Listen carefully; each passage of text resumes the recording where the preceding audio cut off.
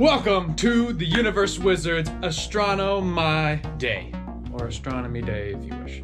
Today, we are going to be learning about the full life of a star. Those sparkly things you see in the nighttime sky, or you even see one during the day, our own sun. So what I'm going to be going through today is going to be a general overview, not going to be super scientific in the sense that there won't be a lot of numbers, it won't be too technical with a bunch of jargon, just to give you a general idea of what the concepts are so that you are more informed. You're welcome. So, we're going to start things off from the very beginning of time with the Big Bang. A big old explosion that happened in which we get theoretically everything in the universe. So Big Bang happens, and we get all this material flown out in all different directions. At first, we're just going to consider that it's all hydrogen atoms, because for the sake of conversation, that's good enough. Those hydrogen atoms are going to go spreading out real nice and far because of all that energy. What helps with making it to where this doesn't expand forever and we just have this ever thinning out cloud of gas is that these hydrogen atoms have gravity, which might seem kind of weird because you know how small they are and you've never heard of anything get like falling in or being attracted through gravity of a small atom. But everything with mass has some amount of gravity, even a singular atom. So thanks to that, one atom attracts another atom. They get together and they're like, hey, how's it going? And then some other ones get into the mix, and then some others, and then others, and blah, blah, blah. As these clouds of hydrogen atoms group up together, they start to collapse more and more. As they get more atoms together, they have more gravity, which allows them to pull in harder on themselves, onto each other. This cloud keeps on getting tighter and tighter. It'll eventually turn into a disk. And in the middle of that disk will be forming a ball. That ball, if it condenses down enough to where the gravity is squishing it, all of those hydrogen atoms enough to where they eventually fuse to create helium, which then releases a bunch of energy, we then have a star. So when a star is first being made, it can be a little bit tough for it to be stable because it's balancing out two different forces. One, there's the heat that it's creating at the core, where that hydrogen is making helium, and that heat causes a pressure that wants to make everything else blow off. It's trying to basically expand out the ball in which it's made of.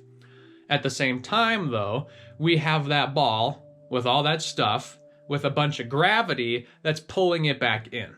So there's a little bit of time when we have a proto-star, or an early stage, or baby star, if you wish, to where it's kind of doing this pulsing, relatively slow, in which the gravity is pulling it in for a time, which then allows for more squishing, which makes for more hydrogen into helium, which creates more heat, which then causes it to expand out, pull it back in, and blah, blah, blah, blah, blah. So let's say we have our star, all perfect, it's done, it's not screwing around anymore, we're good. At that point, we got two general areas that it can go. We have low mass stars, and we have high mass stars. We'll start with the low because they're a little more boring. Low mass stars are something like our own sun or even less massive. So we have our sun, let's say for example. It's going to go through its general life of taking hydrogen, smashing it into helium. It'll eventually get to a point billions of years down its life to which it can take that helium and fuse it into other atoms. But it will get to a point where it can no longer create enough force to make those atoms, let's say of helium, to fuse together to make the next atom. So when our sun, for example, gets to the point where it can no longer keep up with its production of, say, hydrogen to helium, it's going to then expand to a much larger size. And you've probably heard with our own sun that it's going to expand out to where it'll swallow up the Earth and maybe even Mars. And so they get to be pretty big. They get to be into their super giant phase. During that, you can kind of consider that their middle-aged kind of time of their life, where they're kind of in their 50s and 60s. They're not old, but they're a little bit harder at getting it going. And then it'll get to where they cannot keep up at all, meaning they cannot fuse any more atoms together to create the next level. Without that, there's no energy released out, so there's no pressure forcing it out, so gravity kind of wins. In the case of a low mass star, what they do is essentially burp off their layers. If you can imagine that a star is kind of like a jawbreaker and that it has multiple layers to it, the very core of the sun, for example, will stay intact, it will stay fine, but all the other layers will kind of be let go. There won't be anything holding them in anymore because the sun will have expanded out to too much of an extent. And it's very gradual. It's not like a supernova where it explodes out and everything goes flying off. It's very slow, kind of boring in a sense. What gets left behind at that point is a small, hot, dense white dwarf star. And those things can live on for trillions of years before they finally get rid of all their heat and energy.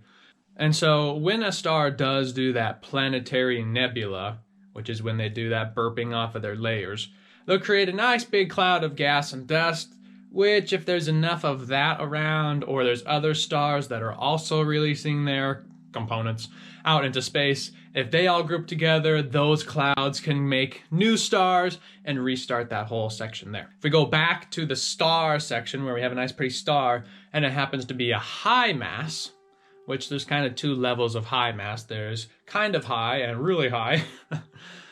We get to have more exciting things happen.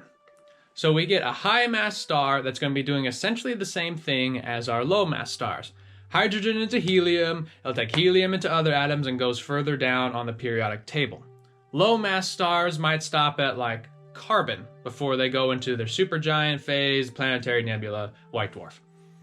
Whereas high mass stars can go all the way to iron at most. When you get to iron, you no longer release energy when you fuse two iron atoms together in order to create the next element. Because of that, you don't have that heat, you don't have that pressure, and gravity wins again. Gravity ends up winning just about every single time. In the end, gravity's very patient. So, with a high mass star that has gone hypergiant, instead of supergiant, hypergiant, because there's a lot more material, a lot bigger of a star. Goes hypergiant, gets to iron, can no longer create any pressure. What it then does has two options. If it's a mid-high or a kind of high mass star, meaning about 8 to 20 times the mass of our own sun, what it'll do is its core will get to where those atoms will get so squished together that the only thing that's keeping them from basically collapsing down into a black hole is the neutrons themselves. They'll get so squished that the electrons will smash into the protons, they will lose their charge, and you essentially just have a bunch of neutrons there. And essentially their physical being is the only thing that's keeping that whole body, that neutron star, from collapsing. Neutron stars are basically kind of like our wacky stars. We're not going to go into whole detail about them because they are just a whole mess of woo! So, if we go back to the high mass stars, the really high mass, 20 times the mass of the sun and higher, that's when we can have our hypergiant that then runs out of energy to keep pressure, to make it big, to where gravity wins, to where the layers slam down, bounce off, give us a supernova, leave behind a black hole, and we're so happy because we got to see the explosion, and we got a black hole. What's a black hole? A black hole is when you have so much gravity, enough gravity, that squishes down that material so much that you go beyond any kind of repulsive forces.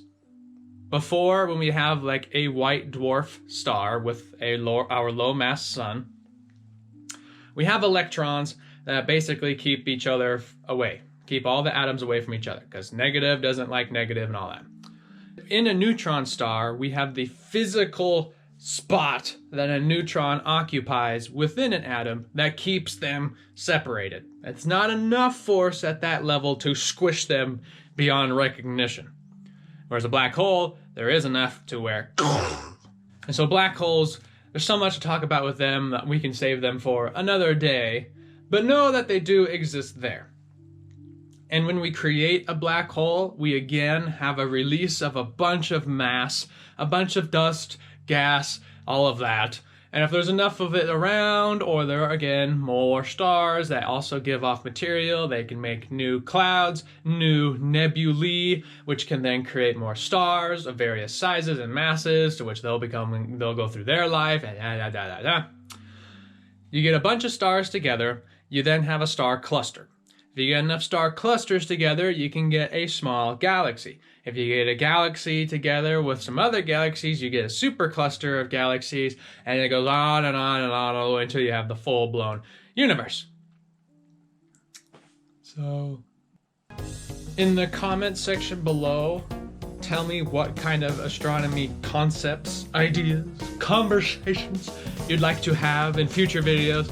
We talk about the life of a star today, from Big Bang, essentially the beginning, to where we have big old clusters of stars within galaxies and da. You want to talk about planets? Do you want to talk about black holes? Do you want to just have a conversation? Do you want to be part of the show? Do you want to have it to where we're having an interview with you to talk about astronomy questions in person? What are your thoughts?